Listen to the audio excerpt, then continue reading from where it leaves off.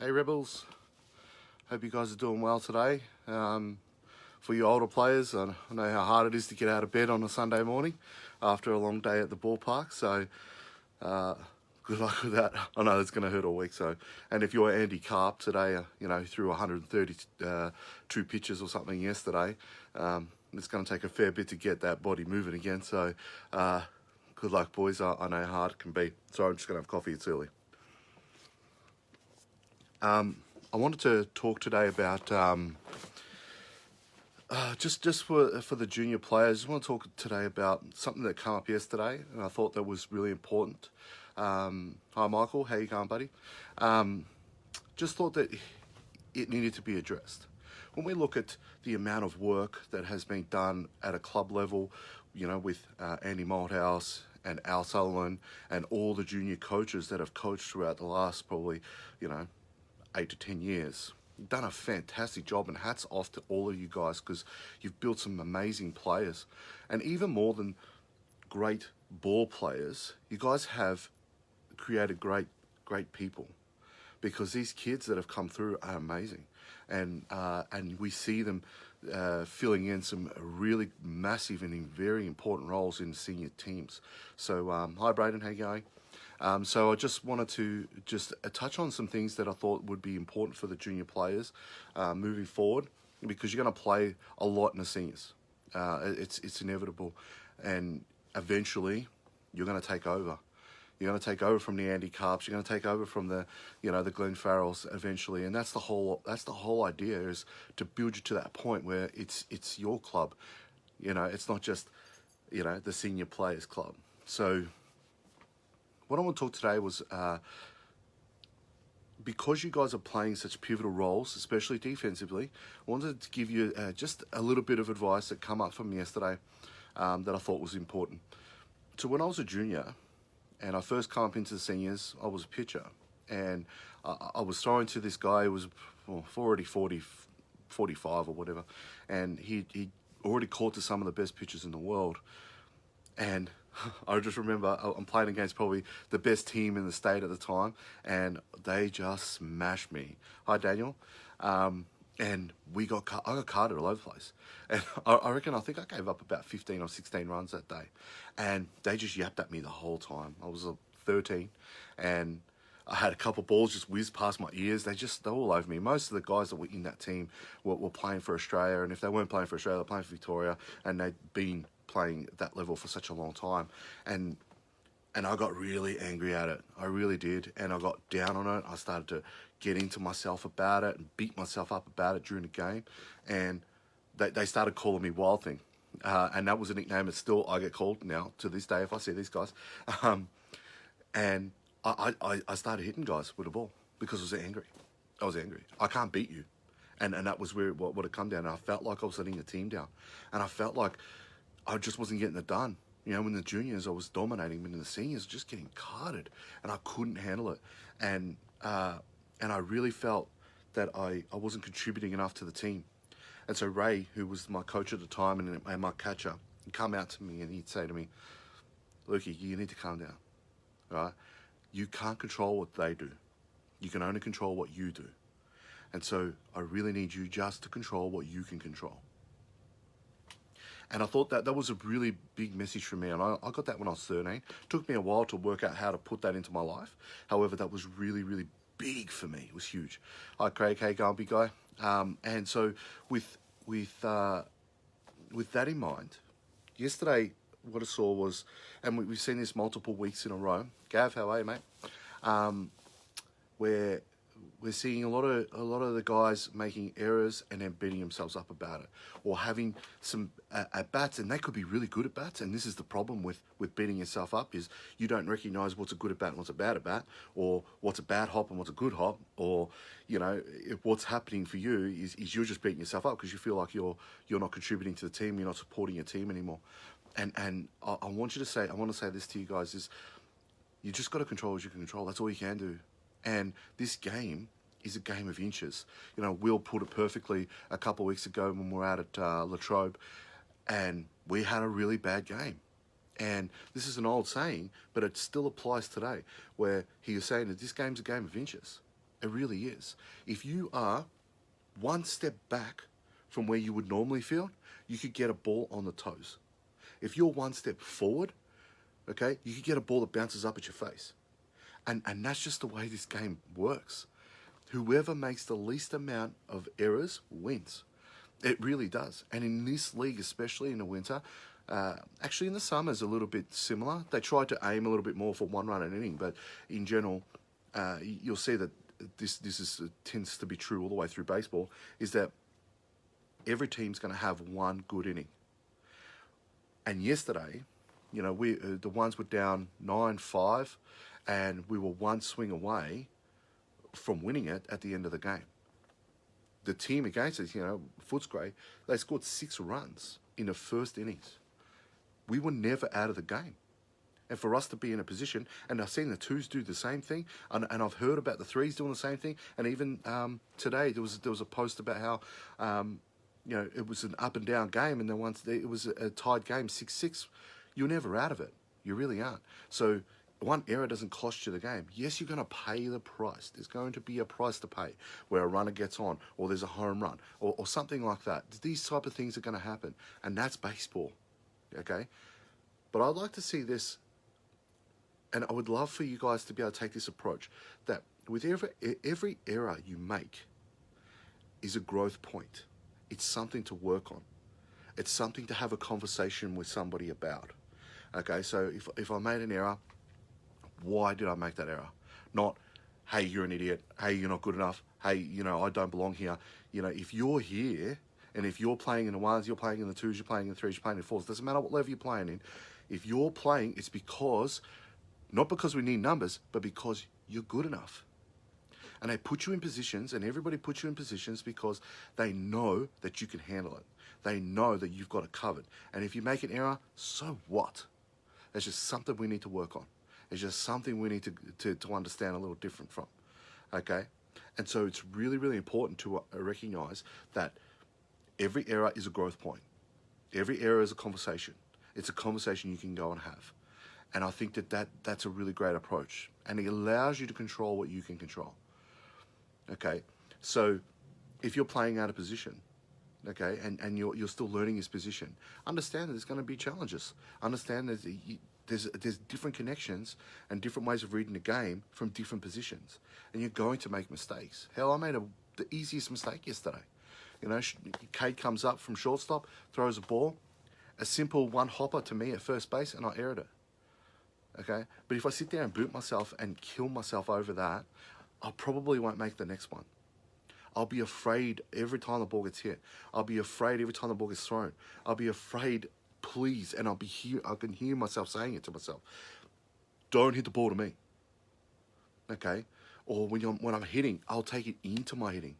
And I'll either try and do too much, or I'll be tentative, and I'll be like, oh, please don't throw me anything that's too good, because I'm probably not going to hit it.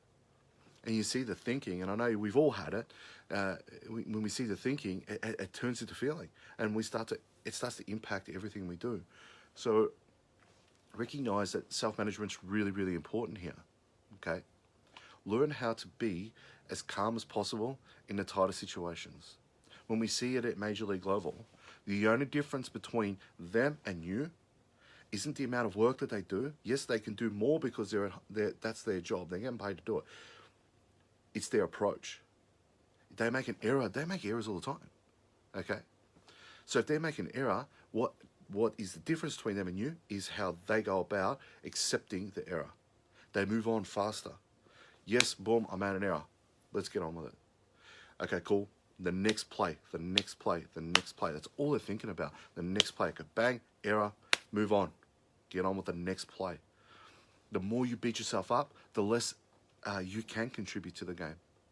You make an error and you beat yourself up over it, you have a bad at bat, or if you have an at bat that you felt like, hey, you know, I might have an 8-9 pitch at bat and I struck out.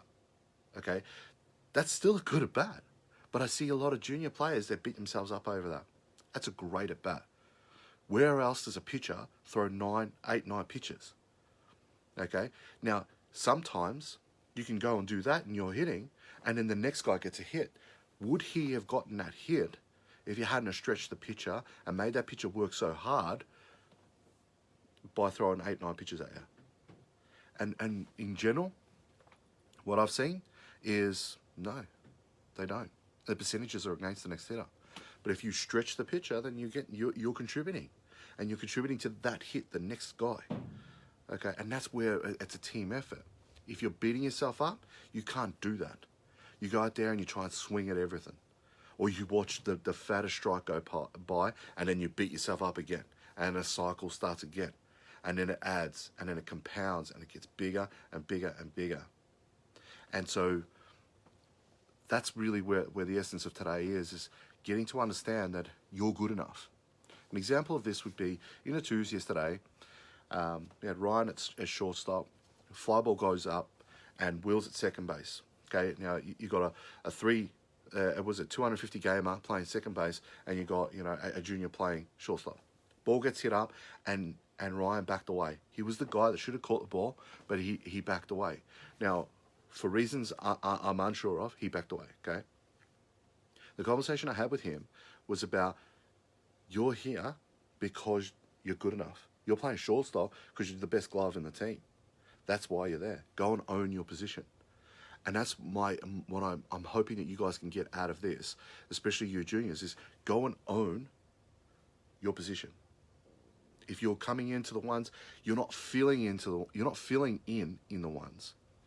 You're coming to play a position. This is your job. And you're going to make mistakes. We all do. And you know what? In the ones especially, we couldn't care less. We're going to come to you and say to you, okay, cool, you made this mistake. This is how you would go about it next time. Okay? And that's cool. Let's get on with it. Next. Yeah? What we want to see is you guys just owning your positions. Coming up, bang, this is mine, and I'm going to own it. And giving us a situation where, giving the club leadership a situation where they go, hey, does this kid need to play there all the time? Is he a starter now? Has he matured enough to go, this is mine and I'm going to own it? And that's the choice you have. That's the choice you have, no matter what level you're playing at. If you're moving from 4s to 3s, 3s to 2s, 2s to 1s, doesn't matter. Own your positions. And allow yourself to get over the quicker you can get over the error, the quicker you can let go of the stuff that you're telling yourself about how bad it was, and kicking the dirt because you made an error, or throwing your bat, throwing your helmet because you struck out. Not that I say that often, but it happens. The quicker you can get over that, the more you can then contribute to your team and supporting your team. And I think that's really where it lies. That's where the power lies. That's when you step into your power. That's when you step away from being the junior player that is still finding their way, to stepping into your power and saying, hey, this is my position and I'm going to own it. This is my bat and I'm going to own it. I'm going to have a crack and I'm going to give it from here, from my heart. I'm going to play with everything, because guess what? You got to remember why you put your cleats on, why you put your uniform on. You're not putting your uniform on or putting your cleats on or picking up a bat and a ball because you're going to work. You're going to do it because you love it. You're going to do it because it makes you feel good. Remember that bit. And guess what? The balance is sometimes you're going to make mistakes, and that's okay. It's all good, man. Learn how to let go of that and move into your power. Your power is drop it, move on. Drop it, next play. Drop it, next play.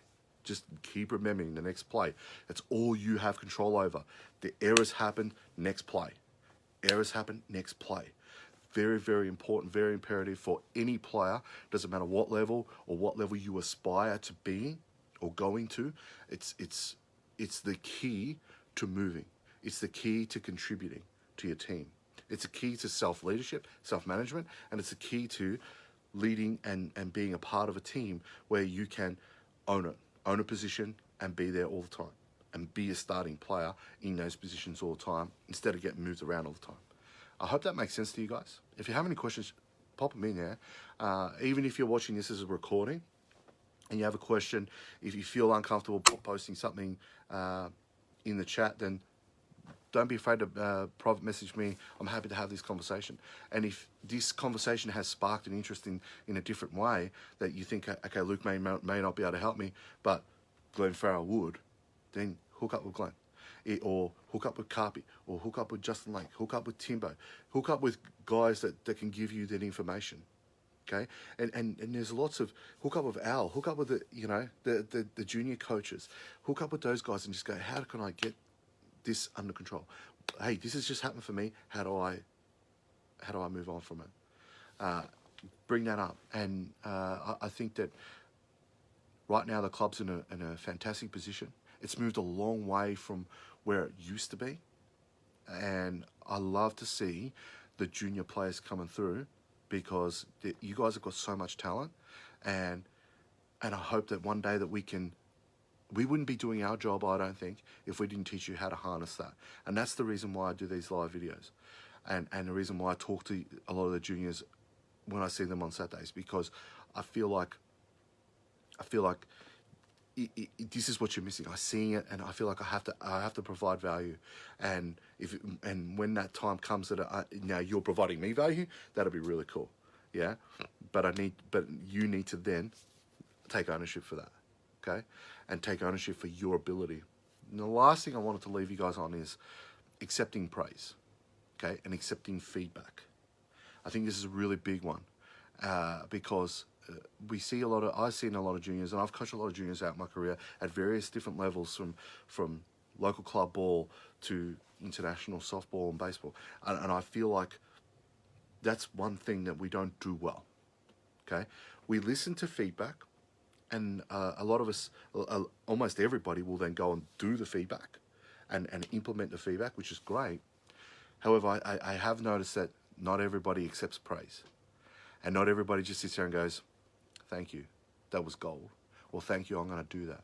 Thank you, that was great. Yeah? And then just allow that to energize you and boost you. Okay? Mel, Jason, how are you guys? Brad?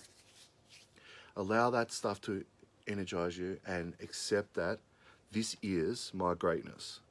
Accept your greatness. I'm not here to fill in. I'm here to own a position. I'm not here just to be here and to fill in numbers. I'm here to own a position.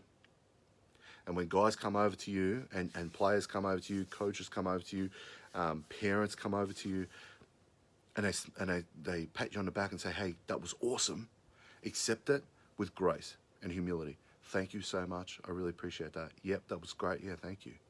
Yeah, own it. They're not doing it just to make you feel good. Sometimes they're doing it to make themselves feel good. Sometimes they're saying this because it's in their head. And you know what? That was really special to me. And I want you to know how special that was to me. So accept it. Accept that you're cool. Accept that you're great. Accept you did something fantastic. Accept that somebody actually took time out of their day to come over to you and say, congratulations, you're a legend. Okay? That's really what they're doing. Okay, so accept that. I think that's really important. So I hope you guys got some value out of today's video. Again, if you want any clarification or something about your own game, definitely hit me up. More than happy to help out as any way I possibly can. Especially when it comes to approach, I think that's really a strength of mine, is how to approach your game. If it's fundamental stuff, especially defensive, probably not me, but Andy Carp will be a really good one. Okay, so learn how to utilize different people's strengths and to boost your strengths and to connect you with yours. So thank you so much for listening to me rant, because I had a lot of this stuff getting onto my head, and I had to get it out. And I'll see you guys at the ballpark. Take care.